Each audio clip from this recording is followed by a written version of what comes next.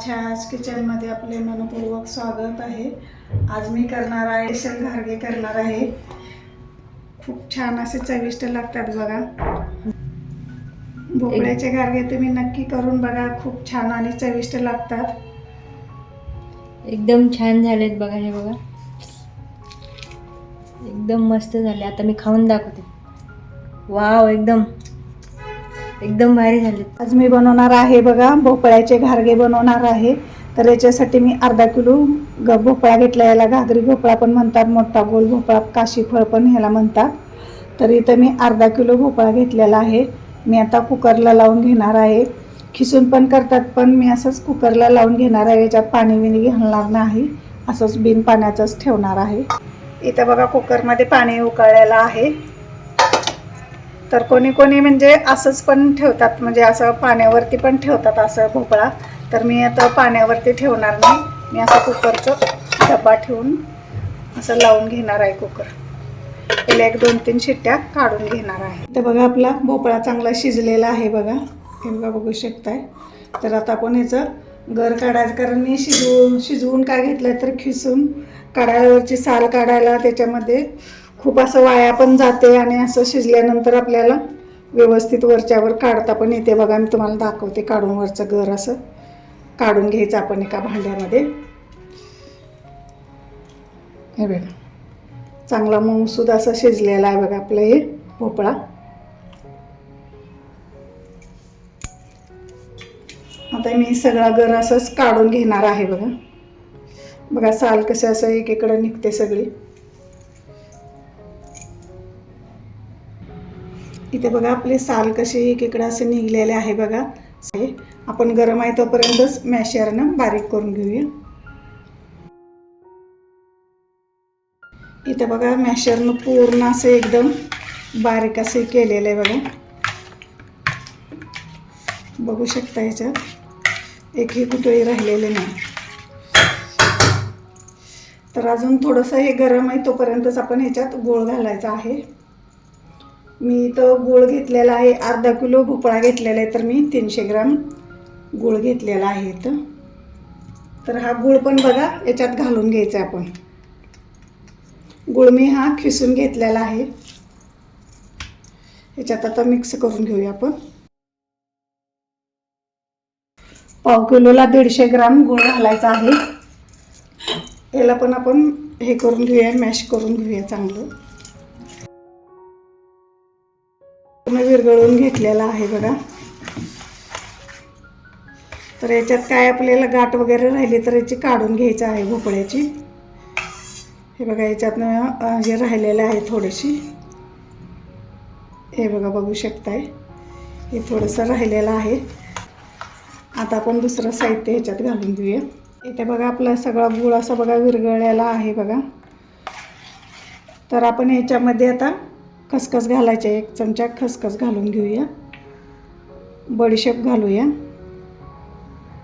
तुम्हाला नको असली तर स्किप करू शकता बडीशेप, मी बडीशेप घालणार आहे। वेलची पावडर 1 चमचा आणि थोडंसं जायफळ खिसून घालणार आहे ह्याच्यातमध्ये। जायफळानं छान चव येते आपल्या घारग्याला। कोणी कोणी याला घारगे म्हणतात, कोणी कोणी घाऱ्या म्हणतात।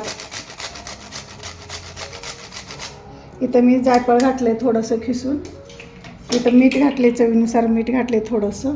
आणि याला आता मिक्स करून घेऊया आपण सगळं साहित्य।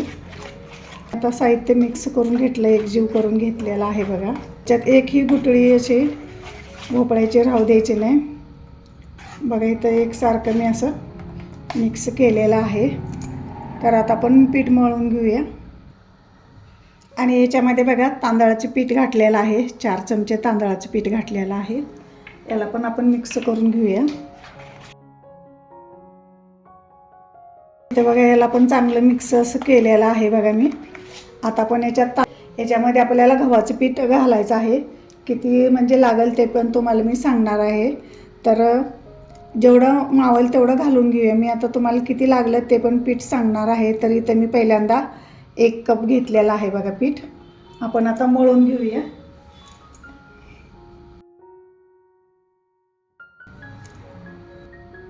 इथं बघा मी दुसरा कप घेतलेला आहे। हा पण दुसरा कप पण ह्याच्यामध्ये घालून घेणार आहे.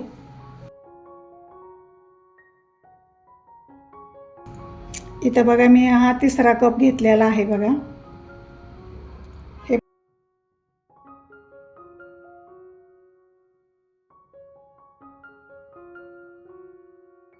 इथं बघा मी आता ह्या चौथा कप घेतलेला आहे. याच्यातलं आता थोडं थोडं घालायचं. आता घट्ट बरंचसं घट्ट झालेले. आधी मी अर्धा कप घालून घेते आणि मळून घेते. हे लागलं तर नंतर घालूया आपण. इथं बघा पीठ माझं चांगलं मळून झालेलं आहे. आपण आता याला थोडंसं वरून तेल लावून घेऊया. तर तुम्ही तूप तेलाऐवजी तूप लावून लावू शकताय बघा. आता आपण याला परत चांगलं मरतून घेऊया. आणि आपल्याला पीठ मळून ठेवायचं नाही, कारण आपण गूळ घातलेला आहे. त्यामुळे आपलं गुळामुळं आपलं कणिक पातळ होऊ शकते. म्हणून बघा ह्याला मी तेल लावून घेतलं आहे बघा. असं मळून घ्यायचं आहे. मला जवळजवळ 3.5 कप लागलेलं आहे बघा पीठ. 3 कप नाही, अर्धा कप लागलेला आहे पीठ, गव्हाचं पीठ. याला बरोबर अर्धा किलोला 300 ग्राम गूळ घातलेला आहे आणि 3.5 कप पीठ लागलेलं आहे आणि अर्धा किलो भोपळा. तर आता बघा इथं आपलं चांगलं झालेलं आहे. आपण आता लगेच करायला घेऊया. इथं बघा आपलं आता करायला घेऊया आपण. छोटे छोटे गोळे म्हणजे करायचे आहेत बघा. तुम्हाला दाखवते मी केवढे करायचे ते. तुम्ही असं मोठं हे करून चपाती मोठी लाटून वाटीनं पण काढू शकताय. असे एवढ्या एवढ्या आकाराचे गोळे करून घ्यायचे आपण, लिंबा एवढ्या आकाराचे, आणि लाटून त्याला थोडंसं तेल लावायचं आपल्याला. पीठ लावायचं नाही, कारण पीठ आपलं तेलात उतरतं आणि तेल खराब होतं आणि आपल्या घाऱ्यावरती पण असा काळपट कलर येतो.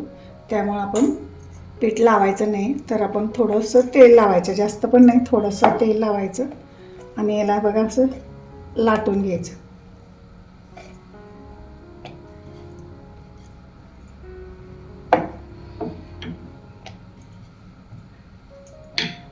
हे बघा असं एवढंसं जाडसर असं लाटून घ्यायचं. लय पण पातळ लाटायचं नाही. बघा असं लाटून घ्यायचं.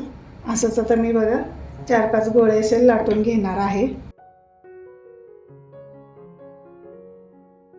बघा मी 5-6 गोळे असे लाटून घेतलेले आहे. बघा हे आता वाटीनं हे करून घेते, तुम्हाला दाखवते. थोडंसं जिथं थोडंसं वाकडं तिकडं आहे तिथं व्यवस्थित करून घ्यायचं बघा. थोडंसं अगदी निघतं हे. असं मी गोल असं हे करून घेतलेलं आहे. आपण आता तळून घेऊया. बघा तेल गरम करायला ठेवले, बघूया आपण तेल चांगलं कडले का. बघा आपलं तेल चांगलं कडलेलं आहे. आपण आता याच्यामध्ये हे घारगे सोडून घेऊया.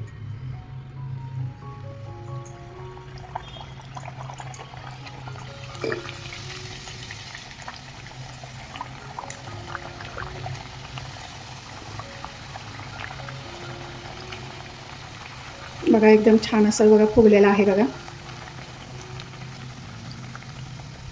याला आता पलटी मारून घेऊया.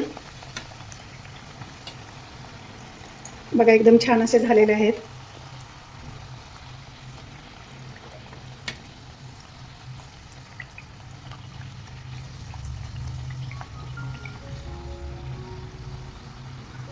तुम्ही याला वरून खसखस पण लावू शकताय. पहिल्यांदा हाय हीटवर तळायचं आहे आणि नंतर मिडियम गॅसवरती तळून घ्यायचं आहे. इथे बघा आपले घारगे असे तळलेले आहेत. बघा किती छान असे फुगलेले आहे. तर आपण चांगलं तेल नितळून घेऊया आणि काढून घेऊया आपण एका ताटामध्ये.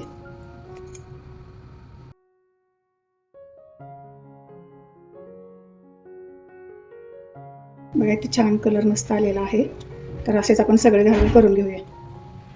इथं माझे घारगे करून तयार आहेत. माझी रेसिपी आवडली तर लाईक करा, शेअर करा, सबस्क्राईब करा.